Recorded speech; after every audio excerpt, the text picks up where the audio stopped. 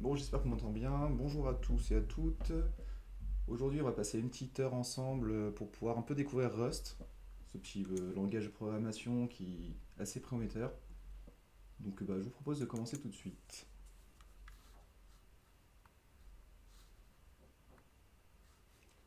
Donc, on va commencer par me présenter, c'est une première chose.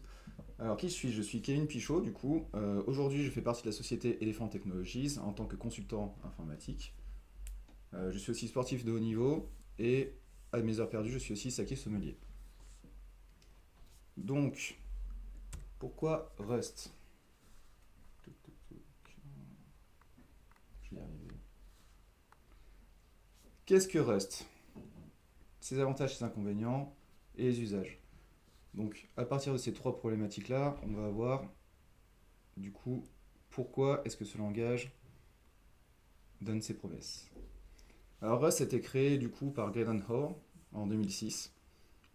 Il a été supporté du coup par Mozilla, ce projet-là. À la base, c'était un projet interne qui a été fait. Et la première publication a été faite en 2015. Donc on a quand même presque 9 ans en fait de développement avant d'avoir une version stable de ce langage-là. Et pourquoi Rust a été développé? C'est surtout pour les devs C++ qui sont frustrés en fait. On a aussi une petite version tous les 3 ans. Aujourd'hui, on est sur la version 2021. La 2024 est du coup en publication en ce moment. Donc on va bientôt passer avec la nouvelle version dès l'année prochaine. Les avantages et les inconvénients.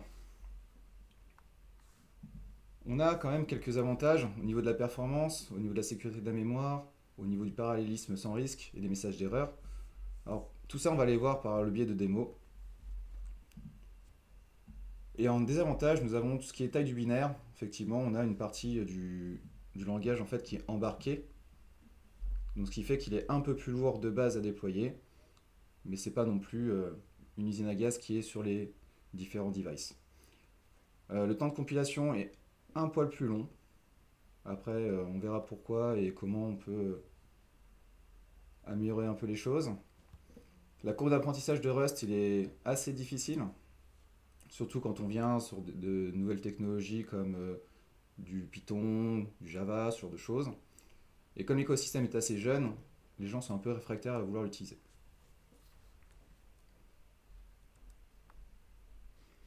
En termes d'usage, Rust en fait, il est vraiment portable sur beaucoup de choses.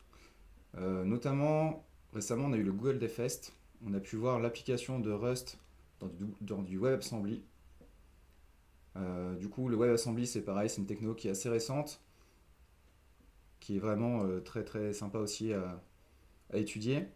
On peut aussi avoir du Rust du coup dans tout ce qui est programmation système, notamment chez Cisco, où ils ont recréé des modules de chez eux en Rust pour tout ce qui est notion de sécurité. Dans les moteurs de jeu, pareil, on a des moteurs de jeu comme Bevy ou l'autre, je ne me rappelle plus le nom, mais qui sont sur le marché aussi et qui tendent du coup à être pas remplaçants mais concurrents, on va dire, à tout ce qui existe aujourd'hui. Et AWS qui ont aussi créé pareil leur système embarqué. Une partie de leur système embarqué en fait est refait en Rust. Donc, pour bien commencer, on va pouvoir voir un peu les différentes choses, comment se mettre en place, comment mettre en place Rust et un environnement de programmation qui est assez sympa.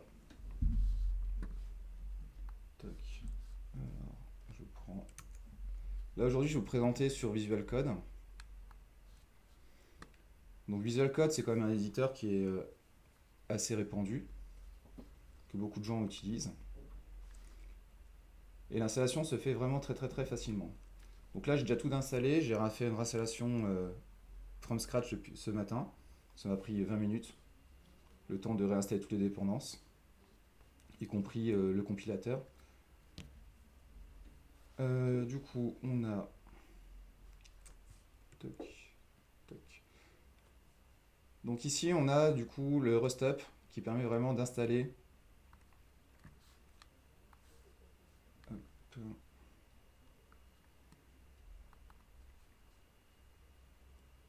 Rust qui permet d'installer du coup tout ce qui est besoin pour Rust. Et en fait, on a juste besoin de télécharger l'exé pour Windows. Là, je suis sur un environnement Windows. Et suivre les instructions en fait du logiciel. Donc tout ça, je vais le passer, ce que j'ai déjà fait tout à l'heure, pour pouvoir vraiment se focaliser sur le reste. Donc on a un outil qui est installé, on a plusieurs outils même. Nous avons du coup RustUp, qui est un gestionnaire qui permet vraiment de faire énormément de choses. On va voir à peu près les différentes possibilités juste par la suite. Et nous avons aussi ce qu'on appelle un playground. Un playground qui permet de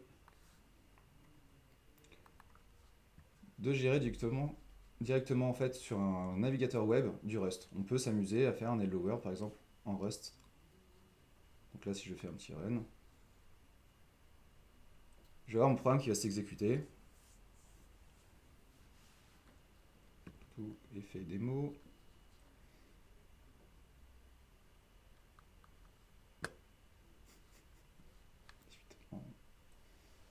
Bon, c'est pas grave, on va en refaire un. Normalement c'est censé fonctionner, là aujourd'hui il n'a pas envie. Ah si. Ok.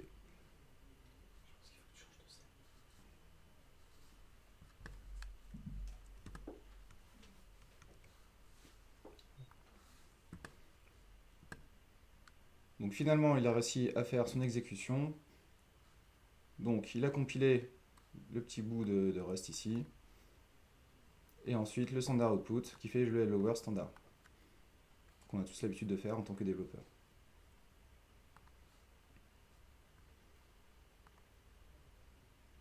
Différents outils du coup du setup, ça va être Rust Analyzer, CallLDB, Crate, Even Better Toml, etc., etc. Tout ça, ce sont des plugins en fait qu'on va s'installer sur Visual Code par exemple et qui vont permettre du coup d'avoir un environnement qui est bien plus sympa que juste un éditeur de texte. Donc ça, on verra en live aussi, pareil, les différentes utilisations.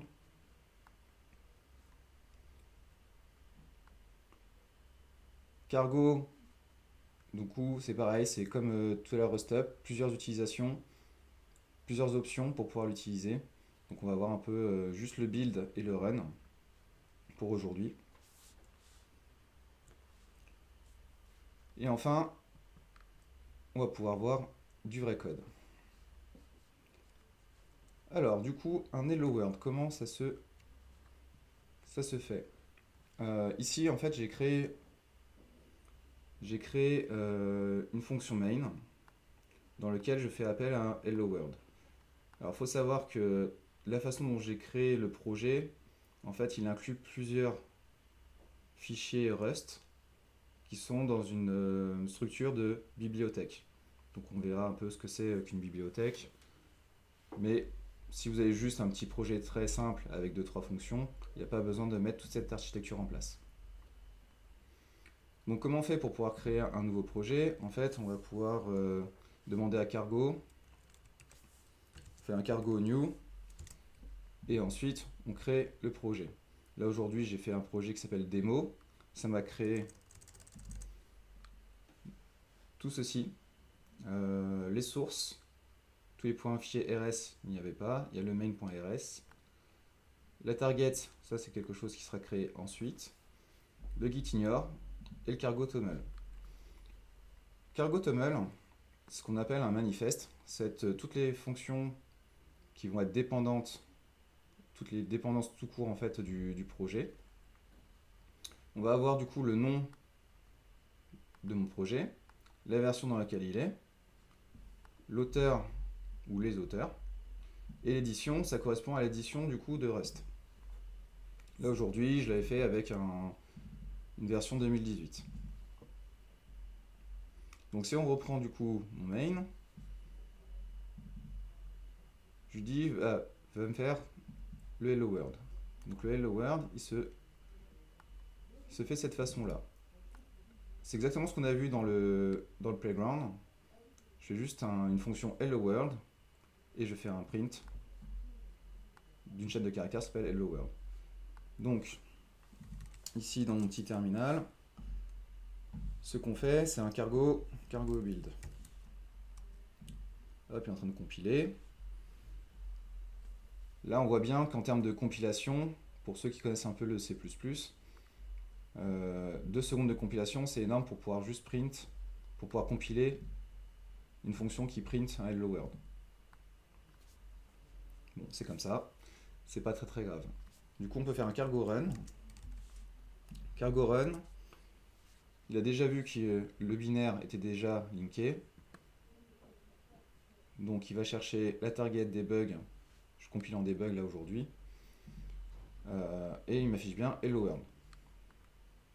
Ça, c'est pour une utilisation très simple. Vous, dans vos projets, je ne pense pas que vous allez faire juste un Hello World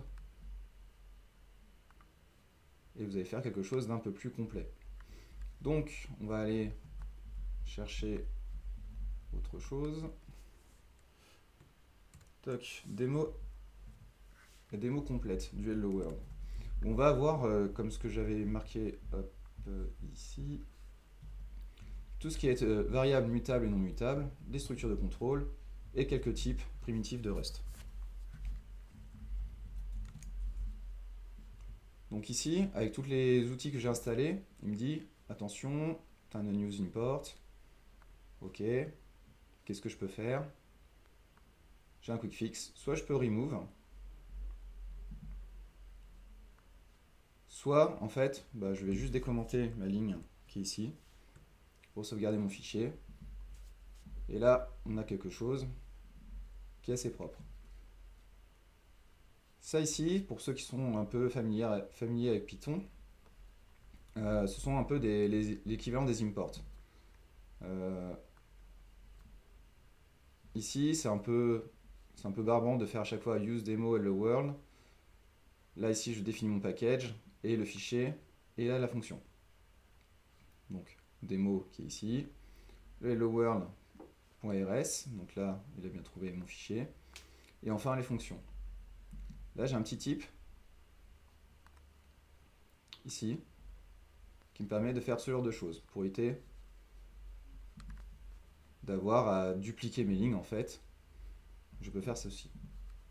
Après, on peut faire aussi un peu en mode bourrin. On ne sait pas trop ce qu'il y a dans notre fichier. On met un étoile. D'accord, on sauvegarde. Et là, il n'y a toujours pas de problème. Pour la démo, du coup, on va juste utiliser la démo.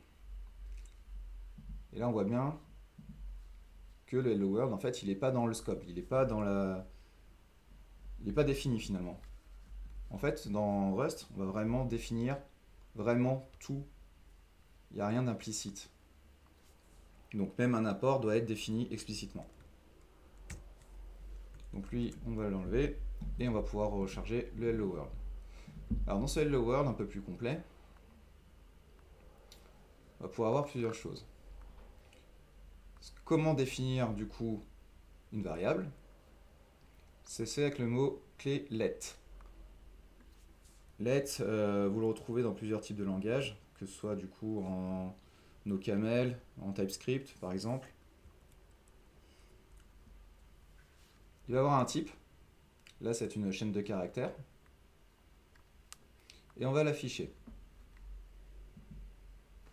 Ensuite, on va créer des pizzas qui ont des types entiers sur 32 bits. On va les afficher.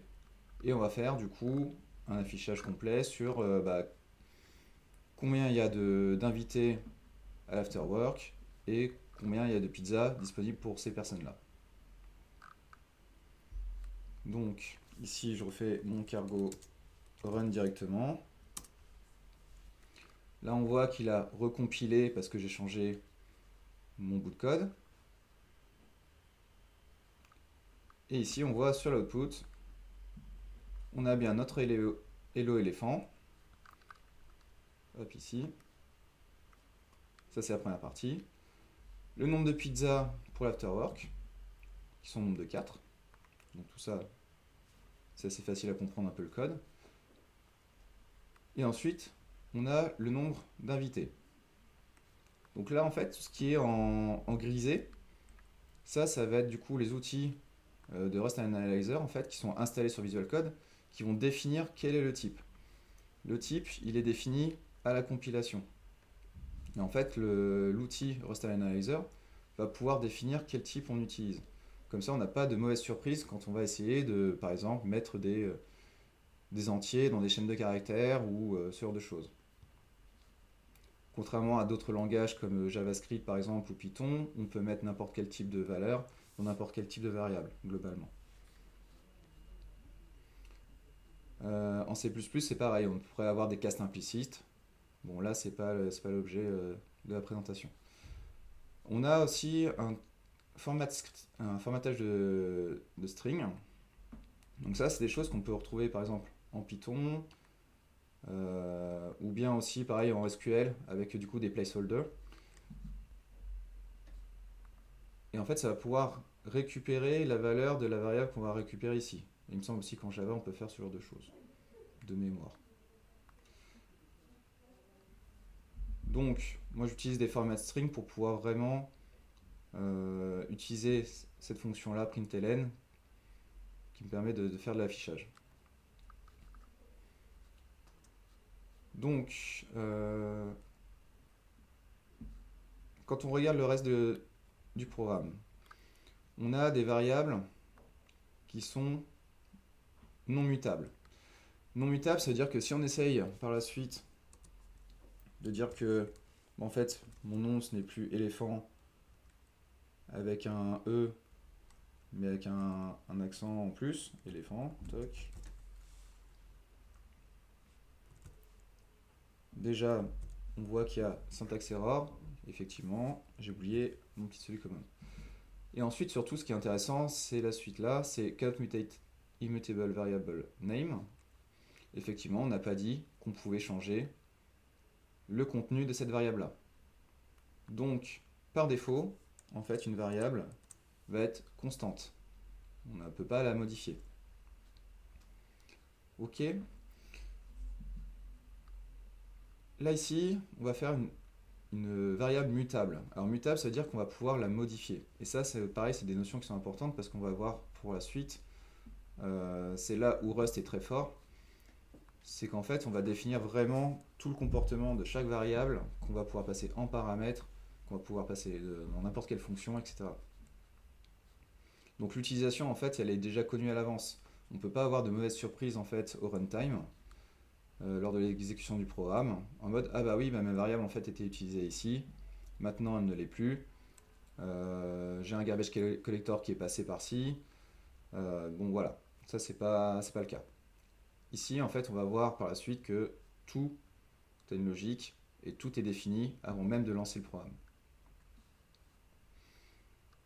Donc, le nombre de pizzas, en fait, si on regarde un peu le code, là, il est de nombre de 4. Et ici, je fais une boucle avec un match. J'expliquerai à quoi correspondent les matchs. Où ce nombre de pizzas, en fait, on va diminuer suivant qui est présent, en fait, en tant qu'invité. Là, je fais une pseudo-gestion d'erreur.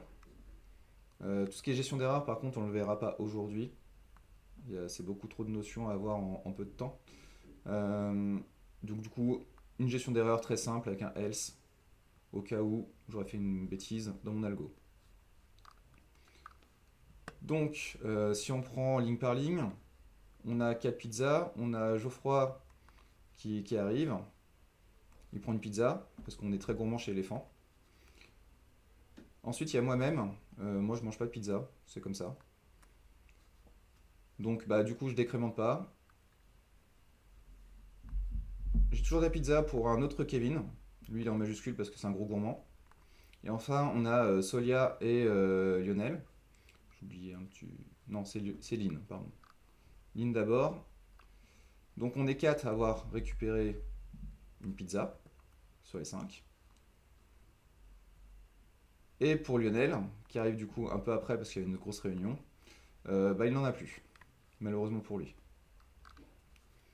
Donc comment ça marche ce genre de pattern matching? Euh, Ici, nous avons du coup notre liste d'invités. Et là, du coup, on boucle sur cette liste d'invités. On va faire un match sur chaque invité. Chaque invité va être du coup représenté par cette variable-là. Là, on voit directement en fait qu'il sait quel type de variable j'utilise en plus. Et ça, c'est très fort. Donc, on sait que chaque variable, pour chaque variable, si c'est Kevin, donc si c'est moi-même, bah, du coup, je ne mange pas de pizza. Sinon, dans tous les autres cas, bah, je regarde s'il me reste encore de la pizza. Si oui, bah, je décrémente. Sinon, bah, il n'y a plus de pizza. Et puis là, je viens d'en parler. Une petite gestion d'erreur. Ok. Ça, c'est vraiment une utilisation très basique de tout ce qui va être condition looping, pattern matching, et juste structure de contrôle. Ok. Tac. Donc voilà un peu pour un Hello World. C'est un Hello World qui permet de voir une partie des types de Rust. On a beaucoup d'autres types. On essaiera de voir un peu par la suite des démos, évidemment, s'il y en a d'autres. Tout à l'heure, je parlais du coup de notions de mutable, non mutable. Là, on va parler d'ownership et de borrowing. Ça, ce sont des notions qui vont sûrement prendre la tête à beaucoup de personnes qui veulent utiliser Rust, dans le sens où, pour ceux qui n'ont pas l'habitude d'utiliser des smart pointers, par exemple en C++, vous allez vous dire, ah bah merde, en fait, là je l'envoie dans cette fonction-là, mais en fait, non. Ça marche pas comme j'en avais envie. Donc, on va reprendre un peu notre exemple. Notre exemple du coup de tout à l'heure. Là ici, j'ai redéfini du coup le name en utilisant une autre directive de Rust, en disant que c'est, bah, du coup, cette fois-ci, ce n'est plus une str, mais c'est vraiment une string, donc un objet de Rust, un autre type de Rust. Donc ça, en fait, ça va me définir une variable dont le propriétaire sera celui-là. Là, ici, je vais définir une variable mutable dans lequel je vais dire tu me récupères name. Donc, name sera affecté à new name. Mais en faisant ça, du coup, je récupère l'appartenance en fait de ceci. Lui, à ce moment-là, il n'a plus la possibilité de l'utiliser. Et ça, on va le voir directement. Alors, ça, on n'en a pas besoin. Le hello world, on n'en a plus besoin. Maintenant, on va pouvoir utiliser loan and borrow. Et là, tout de suite, on voit directement que j'ai des erreurs dans mon fichier ici. Tac, tac.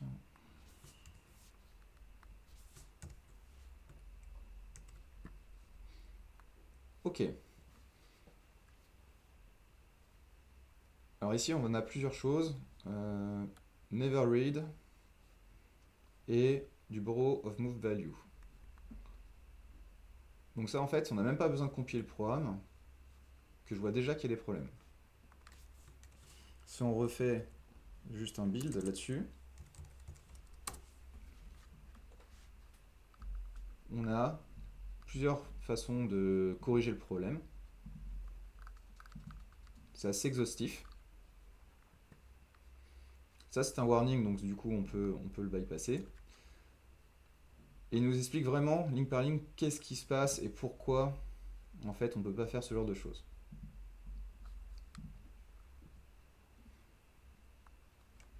Donc, pour ce faire, ici, on va juste voir ce que ça donne là.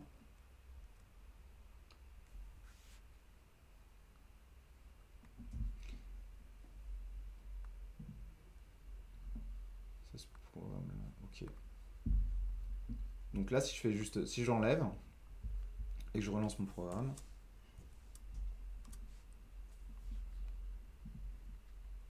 ah, il fait des mots. Ah oui, parce que je fais la même problématique ici.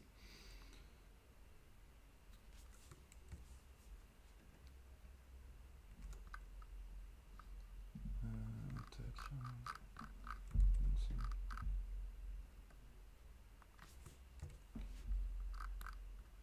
Bon.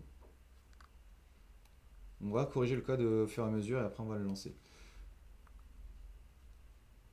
Donc ici on a bien vu que ça faisait une erreur. Donc là je l'ai corrigé, on va dire en supprimant la ligne.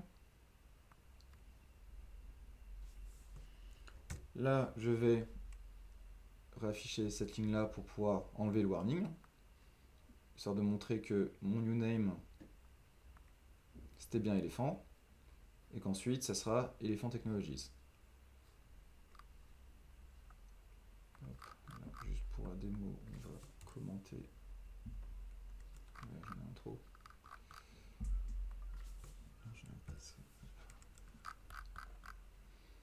Ok, comme ça on aura juste des warnings, mais c'est pas très grave. Hop. Donc là on a bien build, et donc si je le run,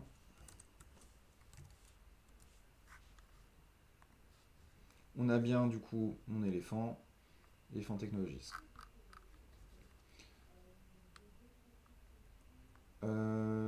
Tac. Donc là pour l'instant on a vu que le compilateur me dit attention, ici tu as récupéré l'ownership. C'est-à-dire qu'en fait il faut imaginer qu'ici j'ai une part de pizza, je la donne à quelqu'un d'autre, bah du coup bah, je n'ai plus cette part de pizza là. Donc bah je peux plus l'utiliser, je peux plus la manger. Maintenant c'est le propriétaire new name qui a cette part de pizza. On va voir pour la suite.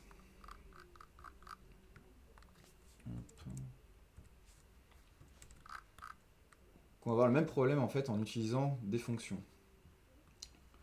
Là ici on a une liste d'invités toujours.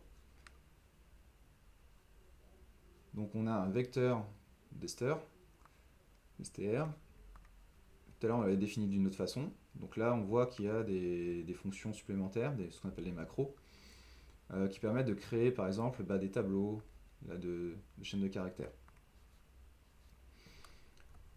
Là ici ce que je fais, c'est je vais récupérer cette liste là et je vais rajouter au fur et à mesure tous ces invités là. Tout à l'heure on avait directement notre liste d'invités, on a tout défini. Là on part du principe qu'on a une liste qui vient du fait d'un fichier TXT par exemple, ou d'un autre type de fichier, suite à un formulaire, et on vient le parser, on vient les ajouter au fur et à mesure. Donc en gris, on peut voir du coup le nom de ma variable pour ma fonction, et là du coup le paramètre que je lui envoie. Là ici, on a une référence qui est mutable, donc ça veut dire qu'on peut modifier. Il faut imaginer ça comme une boîte dans laquelle en fait on va rajouter par exemple des bulletins de vote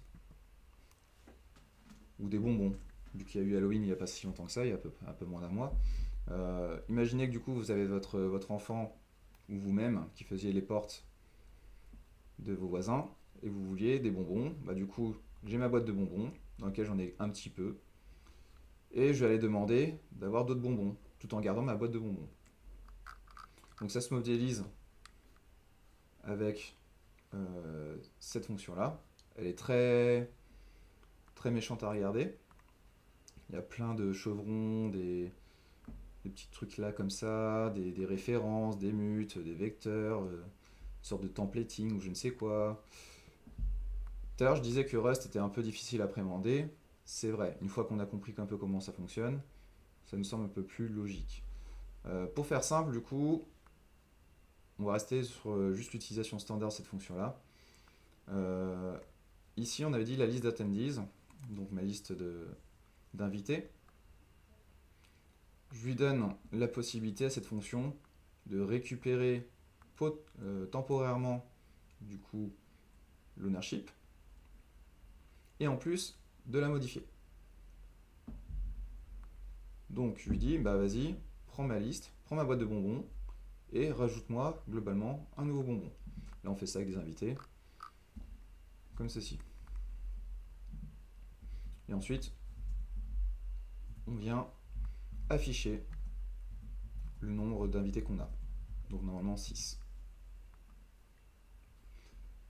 Pour la suite, j'ai voulu créer une autre fonction où ici on va vraiment être en erreur.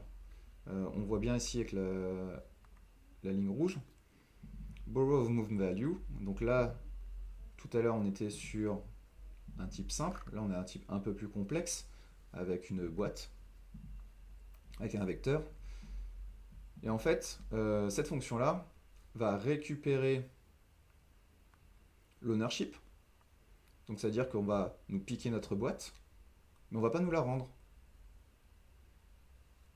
Pour pouvoir nous la rendre, en fait, il faut réassigner cette boîte-là en fait, à nous-mêmes. Donc, en gros, on doit récupérer cette nouvelle liste et ça se modélise de cette façon-là. C'est-à-dire que là même, en termes de déclaration de la fonction, on n'a plus le côté variable, mutable et surtout la référence. Là ici on a juste le vecteur. On pourrait croire que c'est juste une copie comme en C++, mais en fait pas du tout. On récupère vraiment le pointeur de ce vecteur-là. Donc ça veut dire que dans le code, en fait, dans le scope, on ne va pas pouvoir l'utiliser par la suite. Donc on recrée en gros une nouvelle liste, on l'affecte à cette variable-là, et comme cette variable-là, une fois sortie du scope, n'existe plus, c'est pour ça qu'on a ce genre d'erreur-là.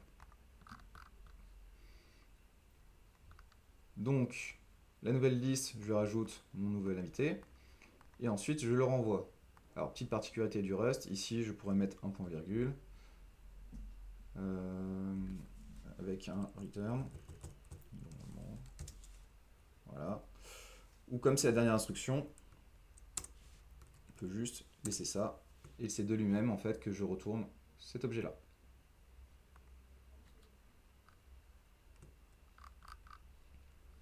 Donc, comme je retourne quelque chose, il faut que j'en fasse quelque chose. Donc si je décommande cette ligne-là, ici,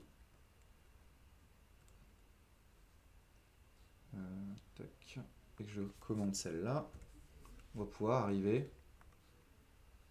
dans un cas qui est normal et fonctionnel.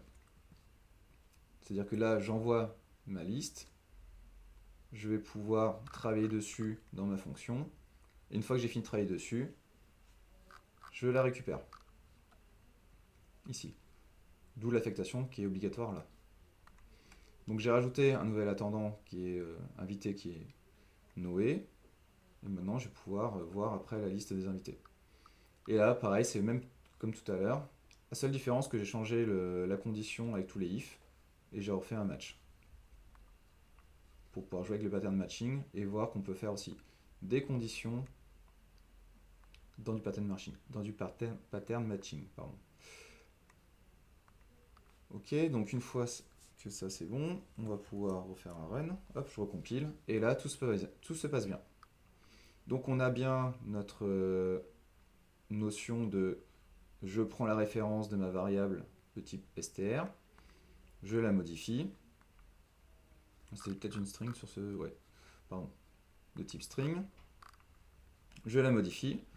On est toujours avec le nombre de pizzas. On a 6 invités. On a réussi à rajouter des invités. Et après, du coup, on va pouvoir voir que c'est le même algorithme en fait qui tourne tout seul.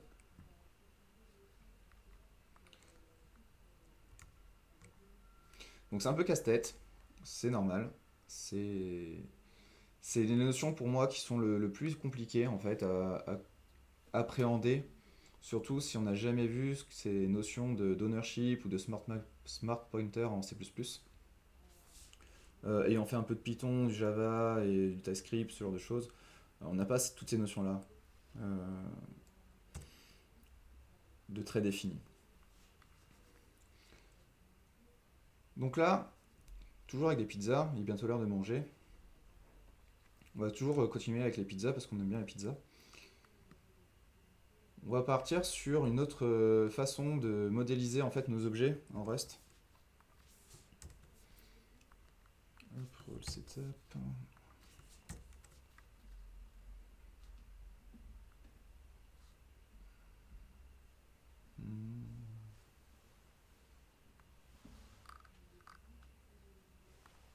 Nous avons démontré que c'est pas le trait. Ah, c'est bizarre. Demo, simple traits, il est bien ici. Ah oui. Donc là, on voit bien que la notion de bibliothèque, en fait, on importe vraiment et on définit tout ce qu'on importe. On n'a pas de mauvaise surprise non plus sur qu'est-ce qui arrive dans le projet. Ça fait partie un peu de l'aspect sécurité aussi de Rust. On n'a pas des dépendances qui viennent comme ça par hasard. On sait ce qu'on importe, on sait ce qu'on utilise. Donc là, on va pouvoir repartir sur ce qu'on appelle les traits. Les traits, ce qui va pouvoir caractériser en fait le comportement d'un objet. Donc en C++, en C, on a des structures. En Python, on peut utiliser aussi des classes. En Java, pareil, on a des classes, on a des interfaces. Pour faire simple avec le Java, le trait, il faut voir ça un peu comme une implémentation, comme une interface, et qu'on va implémenter derrière. D'ailleurs, on a le petit mot-clé impl qui permet d'implémenter le comportement en fait de notre structure ou classe. Donc, on a un trait, pizza. Pizza, en fait, je lui dis juste, bah, t'as une description. Et c'est tout. En Rust, on va essayer de faire ce genre de choses, c'est-à-dire définir une structure, et la structure, ça va être vraiment ce qu'il contient. On a par exemple des types primitifs de Rust, comme file. File, par exemple, il ne définit pas la fonction open, close, ou même read. En fait, c'est surtout la fonction read. Tout ça, en fait, ce sont des traits qui sont dans Rust. Donc ici, j'ai une margarita avec du fromage et du basilic. C'est vraiment très simple, hein, on fait vraiment au plus simple. Et je lui dis derrière, bah, je veux implémenter pizza. Donc je dis, bon bah maintenant, je te définis le comportement de cette fonction de description.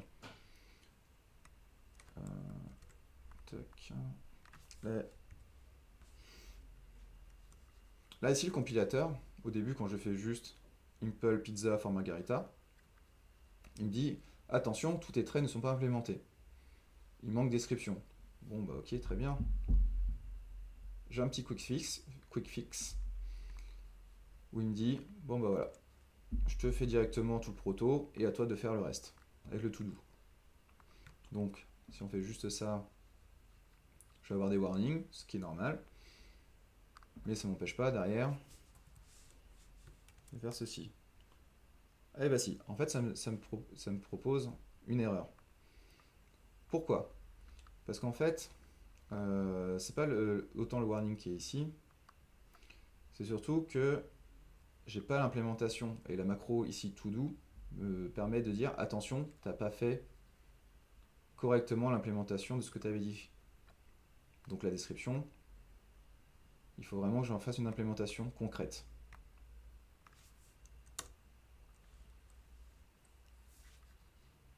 Toc, donc on remet le code comme ceci.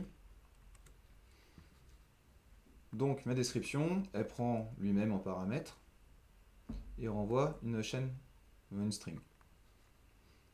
Ici, on a une variable locale de description qui va être la liste des ingrédients.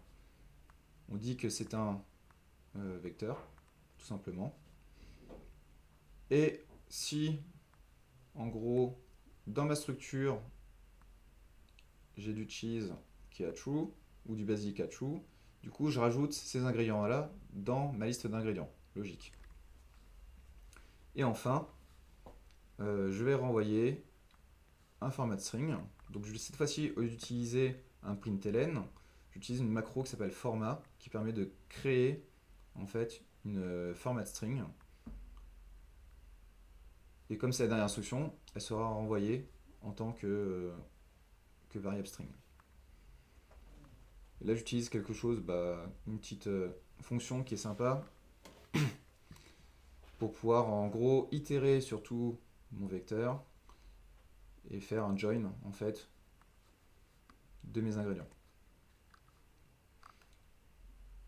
Donc, on a une fonction print pizza qui va prendre en paramètre une implémentation de pizza.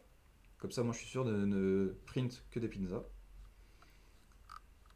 Et dans la fonction de démo, là, j'ai une margarita où je lui rajoute du fromage, du basilic, une pepperoni qui a pareil du pepperoni, de la sauce tomate et du poivre en plus, et une spéciale où on va changer un peu quelques paramètres.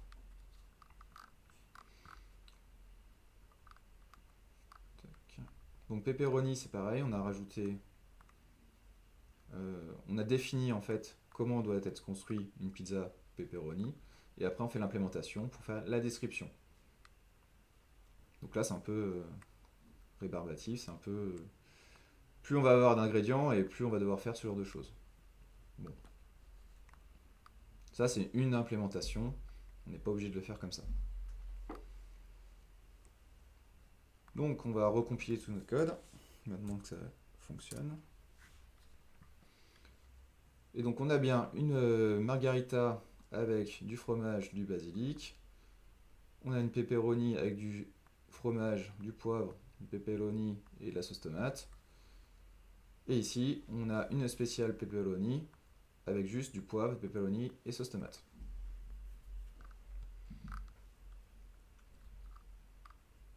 Voilà un peu ce qu'est implémentation des traits.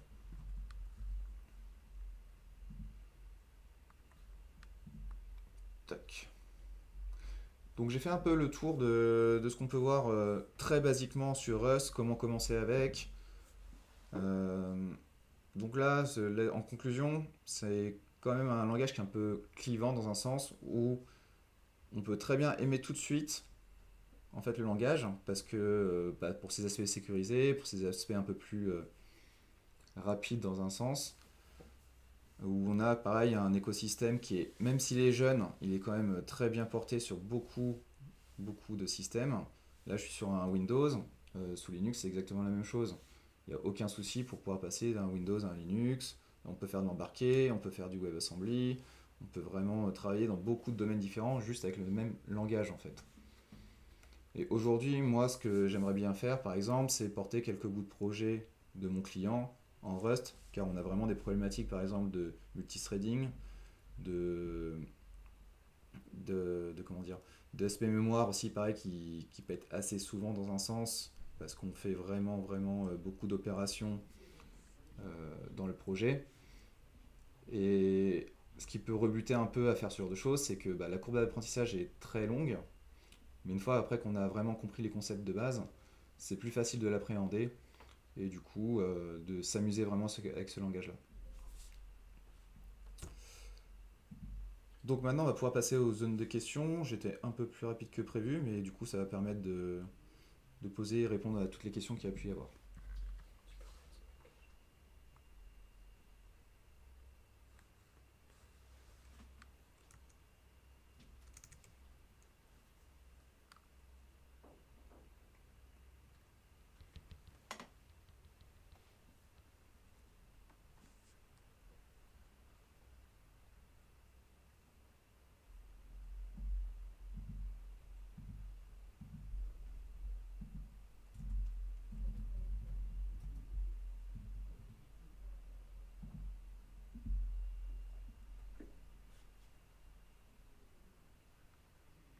Je ne vois pas de questions dans les commentaires.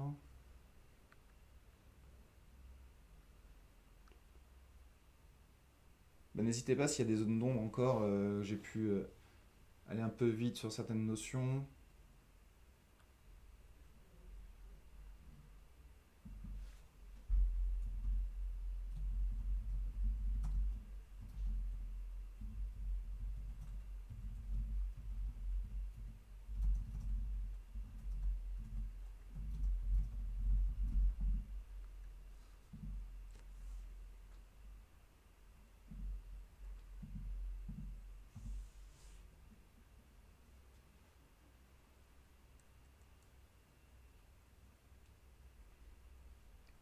Bon, en tout cas, n'hésitez pas à me contacter si jamais vous avez vraiment envie de commencer Rust, que je vous donne un peu quelques matériels aussi pour pouvoir commencer, un peu plus guidé, on va dire. Et puis, bah, s'il n'y a pas de questions et si tout a été clair, je vous souhaite un très bon appétit et une très bonne journée.